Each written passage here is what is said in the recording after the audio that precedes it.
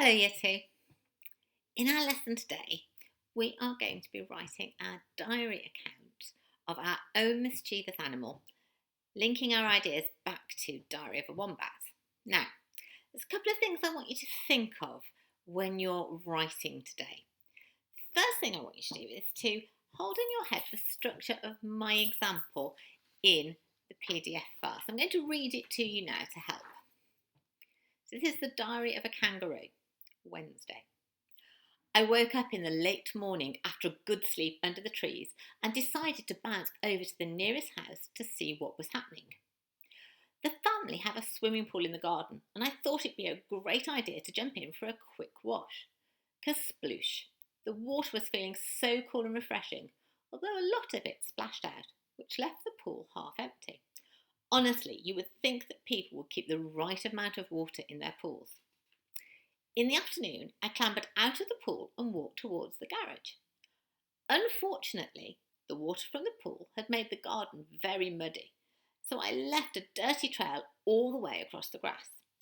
Really, I thought, people should put paths in their garden. It would make life so much easier.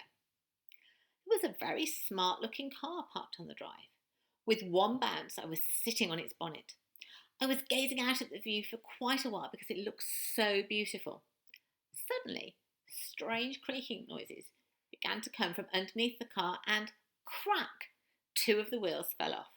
Well, I was thinking to myself that it wasn't a very well-made car when I heard a noise. The family appeared at their gate. They were shouting and pointing at me. I couldn't understand a word that they were saying, but they seemed to be very excited about something. I didn't have time to stop and talk to them, so I bounded off, giving them a cheery wave goodbye. What a fun day I had. Now I wonder what I will do tomorrow.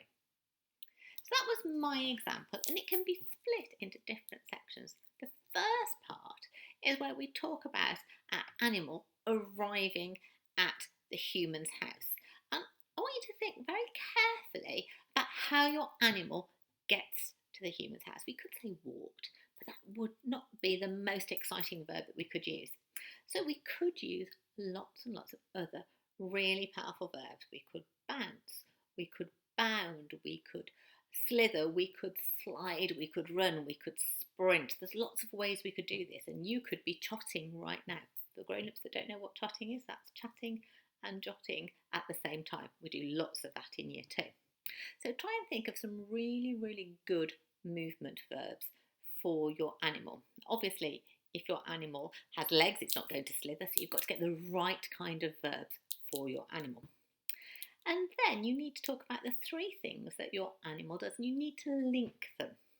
Can you see for me, in my example, we had my kangaroo jumping in the swimming pool and the water coming out. Then that water made the garden muddy and he left a trail across it and it was really difficult to walk on. And then he climbed onto the car because that's why he was walking across the garden. So I've linked my 3 events. I've also, for each of the 3 bits of mischief that my kangaroo got up to, thought about how the kangaroo would react. So can you see how when we talked about the swimming pool, he was like, well, you'd think humans would put enough water in their pools. You'd think they'd make a path across the garden so it was easy to get across and that the car wasn't very well made.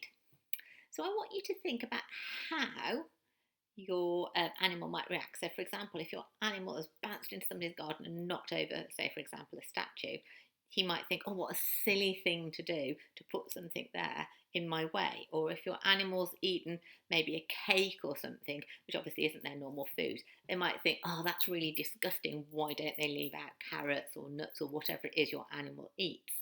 So have a little think about that. Now, I know that you are fabulous writers in Year 2. I love, absolutely adore, in fact, reading everything you write. And I'm really looking forward to reading this diary account.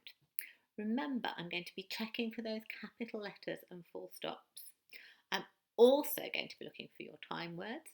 Your diary should be written in the first person. That's from the point of view of your kangaroo, so you're going to use lots of words like I. I'm expecting it to be written in the past tense because he's talking about something that happened earlier that day or maybe the previous day. And I want lots of really, really good vocabulary.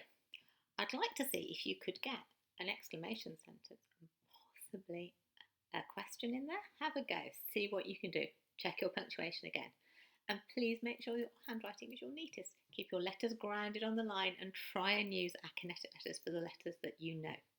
I am so looking forward to seeing your work. So please ask your grown-ups to send me lots of emails. I'm going to try and put them up on our lockdown learning board once it's up in school, and I'll send you some photos of that soon.